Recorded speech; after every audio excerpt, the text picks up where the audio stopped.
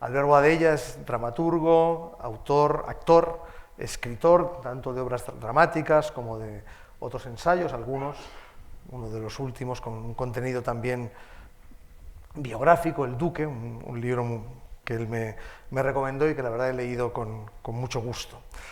Albert pues, tuvo ya de muy jovencito una pasión precoz por las artes escénicas. Ya en el año 62, con 19 años, fue uno de los fundadores dels Joglars, un grupo de teatro con el que ha hecho más de 30 montajes. Ha sido director artístico de los teatros del Canal, sigue además muy activo, escribiendo libros, las últimas obras también que se mueven en el terreno fronterizo entre el teatro y la lírica. Albert también ha sido es una persona con un compromiso cívico importante, se ha significado valientemente con coste personal en contra del nacionalismo. Queda claro y resulta evidente que Albert Boadella es una persona especialmente idónea para hablarnos de corrección política en la cultura, en las artes, de restricciones a las libertades, y por eso pues yo le lanzo ya la primera pregunta, ¿no? Y es decirte, Albert, ¿cómo ves la situación actual con esa, lo hemos estado hablando, ¿no? A lo largo del Congreso, esa delimitación cada vez más estrecha de lo que se puede decir y lo que no se puede decir? Muy buenas tardes a todos. Estoy encantado de estar aquí y de hablar de este tema precisamente porque es un tema que hoy inquieta a mucha gente, pero especialmente al mundo de la cultura y también muy especialmente al mundo de las artes escénicas. En los últimos 20 años, en relación a las libertades, estamos en un descenso muy importante, insisto, en relación a las libertades, en un descenso muy importante de los 20 años anteriores, ¿no? Digo esto porque seguramente se ha producido una situación y es el temor y el complejo de mucha gente a decir lo que piensa ante el riesgo de ser masacrado públicamente por desafecto a la corrección política del momento. Y cuando digo masacrado me refiero sobre todo al mundo de las redes. Fíjense que hablo de los últimos 20 años, que en el fondo los últimos 20 años tienen que ver precisamente con la emergencia de lo que llaman las redes sociales, ¿no? Y uno puede ser, pues, en el momento en que dice algo que no está dentro de la corrección, pues puede ser rápidamente atacado desde estas redes en una forma pública y en una difusión y con una potencia y con una impunidad que crea este temor. Ese temor, pues, es una de las cosas que lo que es sin duda mi gremio, pues, que es un gremio que necesita expresar con mucha libertad que piensa sobre el entorno, sobre la sociedad y sobre todo sobre la sociedad que le rodea, no simplemente sobre lo que sucedió hace 400, 500 años, ¿no? Está bien, Shakespeare, Calderón, hacerlo tal cual, pero también hay esa voluntad por parte de los profesionales de mi gremio de estar constantemente en relación con el entorno, y nos encontramos con que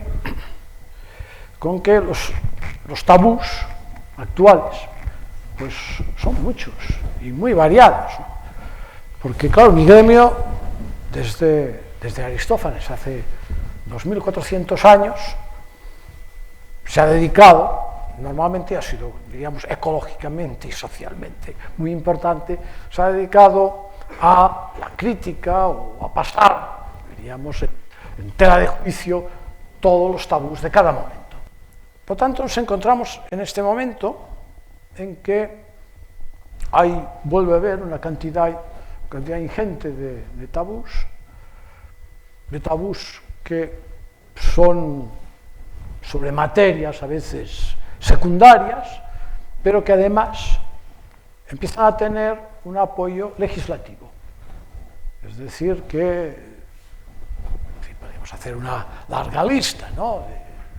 Yo ahora cuando me planteo hacer una obra, tengo que mirar la lista de tabús rápidamente, ¿no? Y yo empiezo, claro, cuidado con el calentamiento global, ojo con que el lenguaje no sea heteropatriarcal, cuidado que si no tampoco vigila el lenguaje inclusivo, ojo con temas femeninos, no exprese según qué cosas, ¿no? Vigila que el personaje no sea excesivamente machista, pero en fin, haríamos una larga lista de tabús, pero algunos de ellos que crean realmente problemas en el momento en que son colocados sobre la escena. Bueno, ¿de qué estamos hablando aquí? De censura, ¿no? Yo trabajé 14 años con la censura franquista. Bueno, era una cosa, sin duda alguna, pues, muy pesada, ¿no? Por decirlo en buenos términos, ¿no? Pero una cosa era evidente, que simplemente te cortaban o te suprimían la obra y aquí se acababa todo. No salías por internet, no, aquí se acababa, había que ir. Y después, evidentemente, no se podían tocar según qué temas, pero a veces los podías tocar con ingenio y establecías un juego con el público, una determinada complicidad en la cual, pues, unas palabras, unos gestos, unas voces. Yo recuerdo un personaje en una obra en el año 70 que se llamaba Ísimo. Tenía una voz aflautada, además, imitaba perfectamente al dictador, ¿no?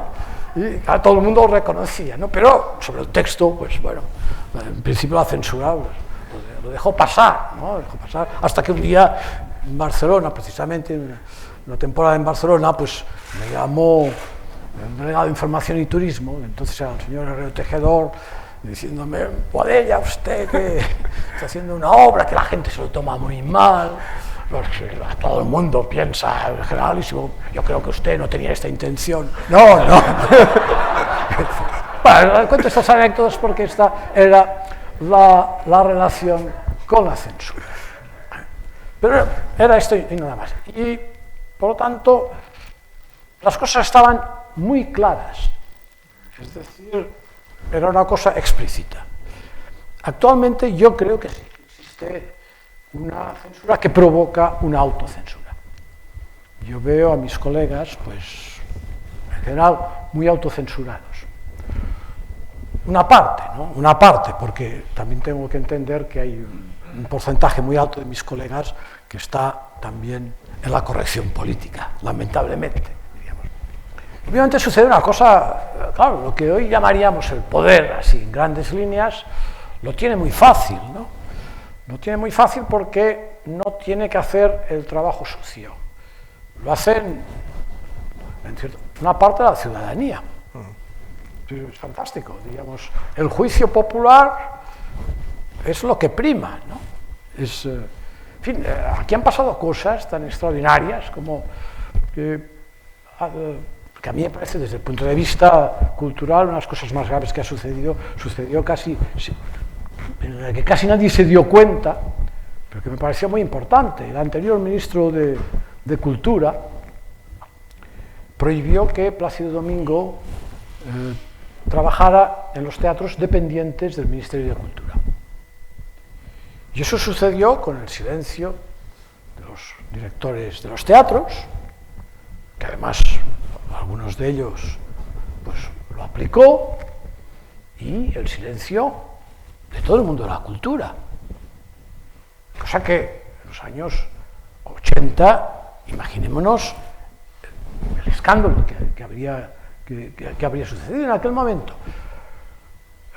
O sea, un ministro de Cultura condena oficialmente a alguien que no ha sido ni juzgado ni condenado. ¿Y por qué lo condena? Lo condena porque los tribunales populares ya han hecho la condena. Por lo tanto, no se atreve a ir en contra. Y también sabe que una parte muy importante del mundo de la cultura, en el fondo, también está con él, ¿no? Eso me parece de una gravedad tremenda, porque eso ya implica, diríamos, una acción por parte de un miembro del Estado. Ahora nosotros nos encontramos con que el mecenas, el patrón, vamos, el que da todos los cauces, todas las facilidades, son los estados, ¿no? Son los gobiernos, son las consejerías de cultura, etcétera, ¿no?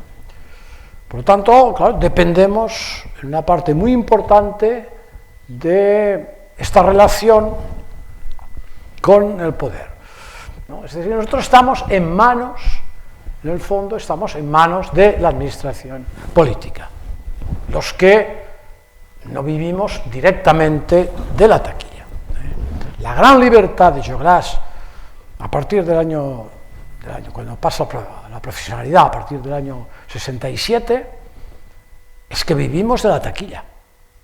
Primero porque en los años de la dictadura, pues claro, nadie nos subvencionaba, obviamente, malvivíamos de la taquilla, pero éramos libres en este sentido.